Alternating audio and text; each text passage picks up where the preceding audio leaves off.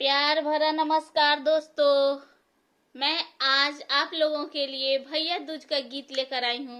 भैया दूज मैं भी मनाती हूँ, मैं गोधन भी कुटती हूँ और अपने भैया को नारियल मिठाई खिलाती हूँ। गोधन कुटे गोइनी मानो जा भैया के दुआरे। गोधन कुटे गोइनी चंदना भैया के दुआर। बिछिया भूलैले भैया डलौआ ले गैले चोर। बिछिया भूलैले भैया डलौआ ले गैले चोर।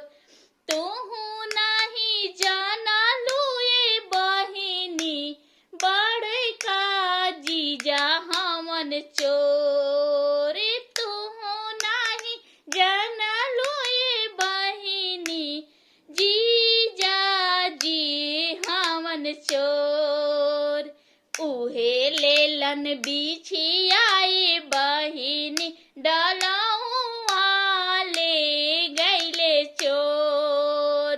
उहो लेलन बिछियाए बहिनी डलौआ ले गैले चोर। गोधन कुटी गोइनी नंदना भैया के दुआर। गोधन कुटी गोइनी सभे भैया के दुआर। बिछिया भूलैले भैया डलौआ ले गैले चोर।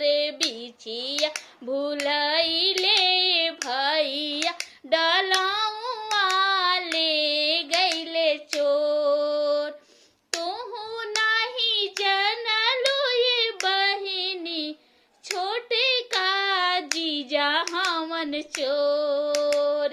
तुहू नहीं जानलू ये बहिनी हमारे जीजा हमन चोर। उहे लेलन बिछियाए बहिनी डलौआ ले गैले चोर। उहे लेलन बिछिया